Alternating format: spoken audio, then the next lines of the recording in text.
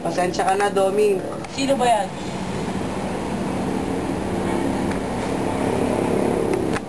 Siguro yan o sige-sige.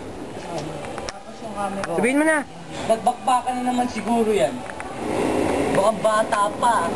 At may itsura. Sabihin mo,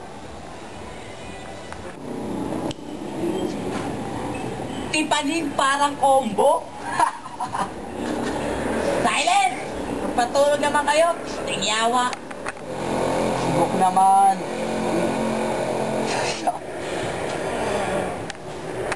Puyat ako kagabi. Galangin sugat yan, oh. Kaya mo ba siya, Bo? Ayan. Bumipin nyo. Gigisayin ko na lang yan. Ba! Wag! Kilos. Oo yan. Gising na. Magandang umaga sa inyo, lahat. Mukhang makulay ang. Pwede ba tuning kahit pahapyaw ay ibida mo ang iyong buhay sa amin?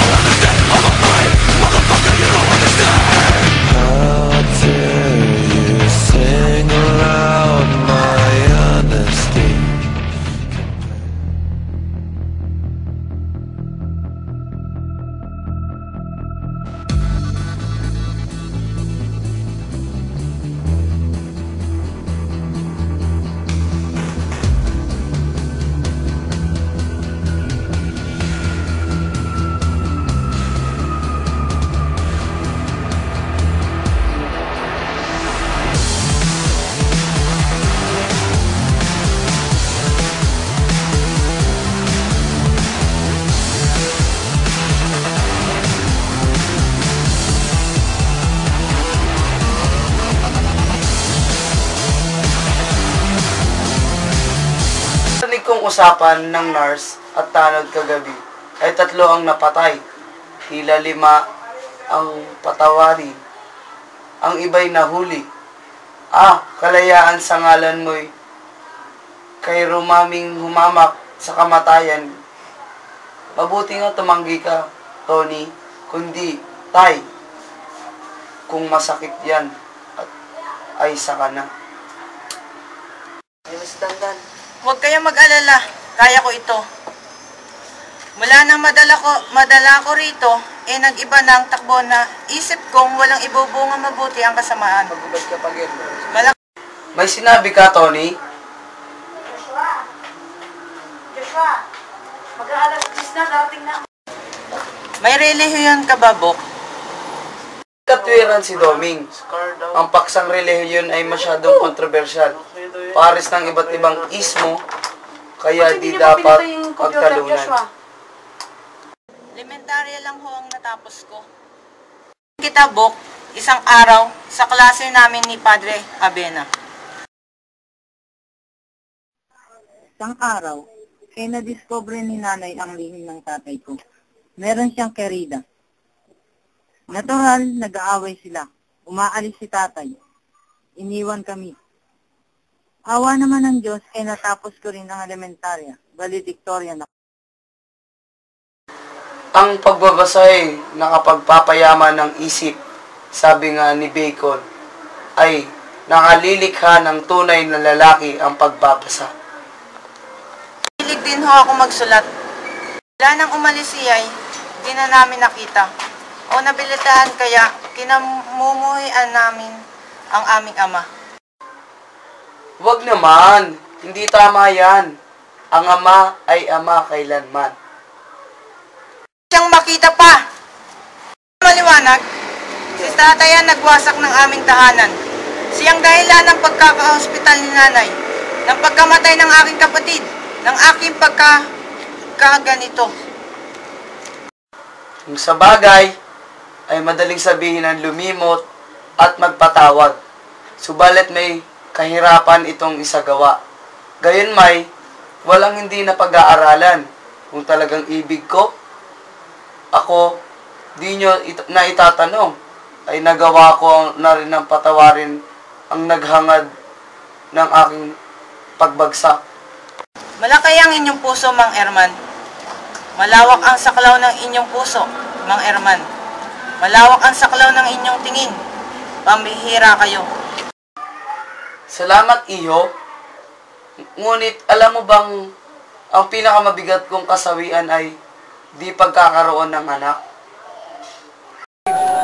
Class, this is circle. This is square.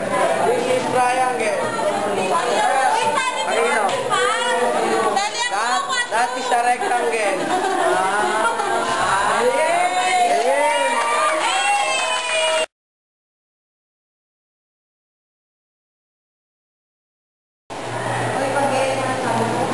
Stop. Magandang umaga, Tony. Magandang umaga rin, Padre. Tony, totoo bang may sugat ka sa tiyan? Sa braso? Opo, Padre. Opo pa, Padre. Ganun nga ginawa ko. Kaya lang, iniwan ng mga tigasin. Laki pagsisisi ngayon ng mga mabinong mapupusok. Padre, hindi ko mamamansyahan ang iyong pagtitiwala sa akin. Gayon din kay Direktor. Salamat, anak. Huwag kang makalimot sa Diyos. Ang tumatawag ay dinidinig. Ang mapagpupok ay tinatanggi.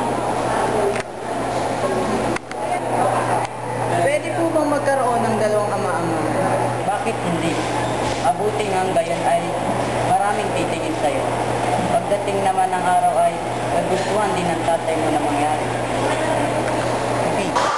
Utang na loob, Padre. Sinabi ko sa inyo wala na akong tatay. Ikaw ang masusunod, anak. Alam kong alipin ka ng iyong nasugatang damdamin. May langgog ka pa ng karimutan. At di na mabalik. Maiba ako. Malalim ba ang iyong sugat mo, Tommy? Ang doktor, di naman daw napinsala ang aking bituko. Puting kung gayon. Bueno, huwag kang masyadong magpapagagalaw at nang hindi tumugo. Diyan ka na muna at titingnan ko lang kung sino ang napapabigit na iyo. Ako si Padre. Hallelujah. Miss Reyes ba? Tapos na daw niya, baby daw, promise. Maraming salamat. Miss Reyes ba? Kailan na hindi ko makakalimutan. Alam mo yan.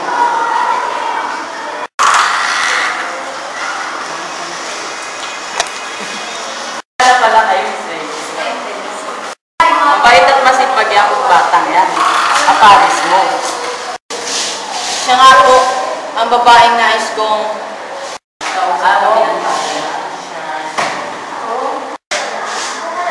Padre! Nga naman! Oh, Tony! Tony! Tony, di ba sabi ko huwag ka munang gagala dahil makakasama sa'yo? Patawarin mo ako, Miss Lee. Miss Reyes. Tatawarin kita, pero sa uli-uli, sige, higa na. Tamo si Miss Reyes, nakapagpapatawad.